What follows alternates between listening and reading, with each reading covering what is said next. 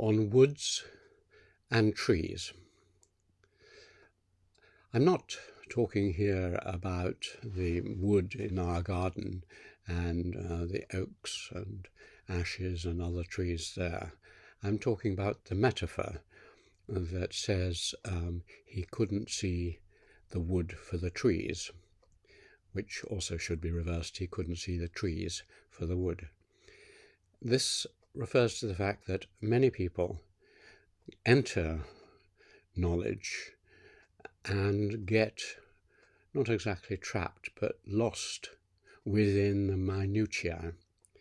They go in, as I would, into my wood, and the path takes you right into a dense thicket, and then you can't see anything beyond the leaves and branches that are very close to you. And many people I know, including many of my close academic friends, are unable to see the wood. They become specialists. They know everything about the leaves and the branches that surround them for a few feet. But beyond that, what this little bit of the wood, what part it plays in the greater wood, what the shape of the wood is, how you come out of it, how it's different from other woods. In other words, they can't rise above the particular situation. And if you get trapped in that way, you don't even, I think, understand the bit properly, because you can't see it in relation to the whole.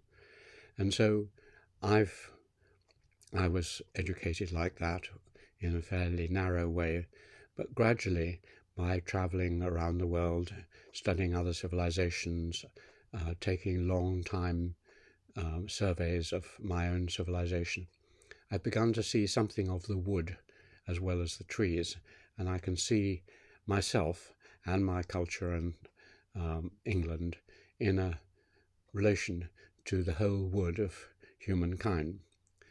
And I think that's very important, both for the understanding of the parts and for understanding the whole, because you'll never understand the whole if you just do a whole lot of micro investigations of tiny bits of the wood and hope that that will give you an overall picture.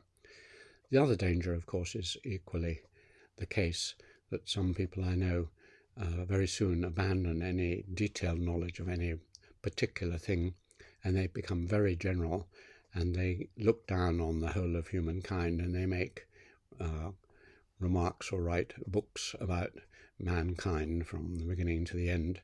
And when you try and probe and see what they know about any particular part of mankind, any part of history or culture or whatever, they know nothing in detail.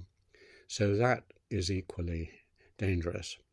And indeed, it's put very well by one of the best theorists on history, Mark Bloch, in his Historian's Craft, where he said there's an equal danger of becoming so parochial and local that you just turn into an antiquarian, as he puts it. That's just someone who knows about the history of one village or about one manor or whatever.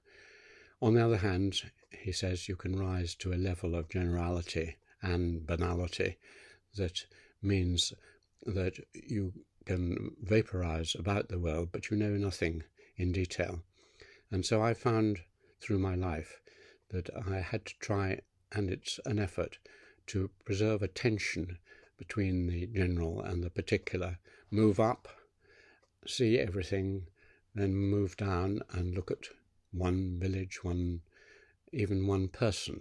Get to know one or two people really well, one or two places really well, one or two nations really well, and then fit that into the much wider picture of human civilizations over centuries, millennia.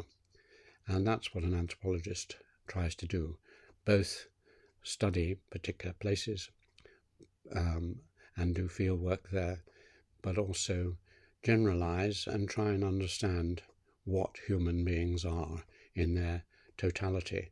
And it's in the tension between those two approaches, between the wood and the trees, I think that real discoveries of the kind which I've been fortunate occasionally to make occur. So don't forget the wood for the trees, or the trees for the wood.